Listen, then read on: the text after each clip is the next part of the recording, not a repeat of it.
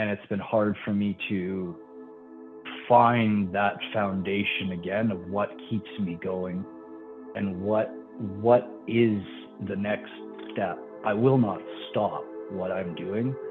I will not abandon the work that I've done, and I will carry on to do this work.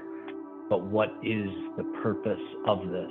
The purpose is me. The purpose has always been me, but that's a hard one to carry. Yeah.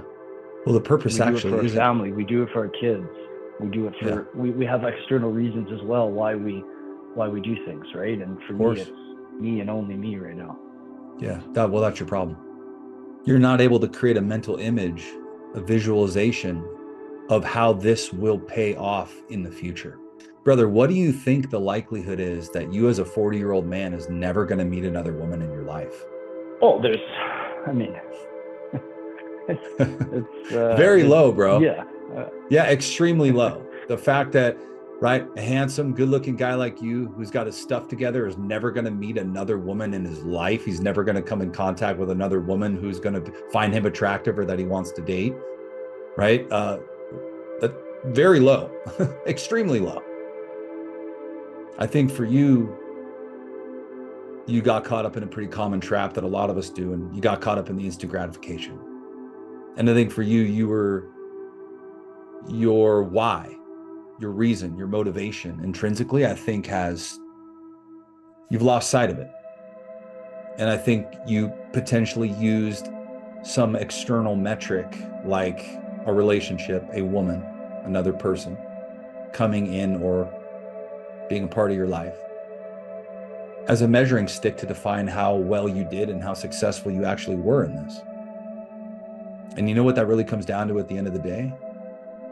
The fact that the belief that what you've done and what you've accomplished is still not enough. It's a confirmation bias. You look at conditions in your life to reaffirm and confirm the stuff that actually got you here.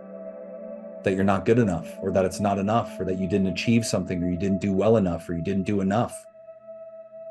And that's a complete reenactment of your childhood. That no matter how hard I try, it doesn't matter. Because we all know, growing up with a narcissistic parent, I can tell you this, no matter how hard you try, it doesn't matter. And I can tell you that from experience. It doesn't matter what you do. There's never going to be a day where they listen to how you feel or care. But see, brother, the light at the end of the tunnel for you is for you to know that this is purposeful suffering, number one. Number two, yes. The light at the end of the tunnel for you is to know that you are a young guy in the prime of his life with many opportunities to meet somebody else. But because you're not fully believing in yourself, you're not fully feeling confident in the work that you've done, you don't actually believe that that's gonna provide fruit in your life. And so you actually don't apply the amount of effort that you should. Because the effort that you apply is consistent with the belief that you have in yourself. If I don't believe I'm going to win, I'm not going to try very hard. And so you're not applying the maximum amount of effort, which means that you're really not loving yourself. You're really not believing in yourself. You're not trusting yourself. You're not trusting the work you've done. So let me remind you from somebody from the outside. It is incredibly rare in this world to have a man have the ability to articulate himself with the awareness that you have, number one. It's incredibly rare that a man would ever be able to vulnerably, honestly acknowledge with authenticity where he's truly at and what that's actually connected to. The biggest problem for you is that conditioning is so powerful. Those wounds they're very egregious wounds, by the way. Growing up with a narcissistic parent, and not only that, but the emotional and physical abuse that you went through, those are very egregious wounds.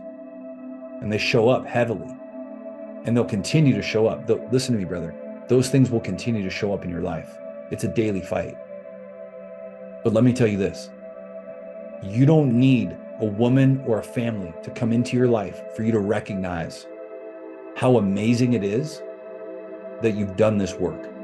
Because this work was the prerequisite for what comes next.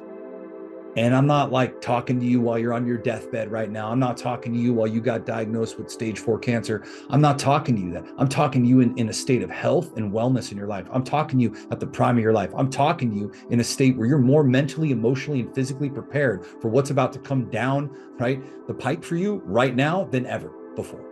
You're more prepared than you've ever been in your entire life. Absolutely. And I think for you, you're hungry and you're ready and you're eager and you're chomping at the bit. But just because it hasn't happened yet in your life doesn't mean it's not going to happen.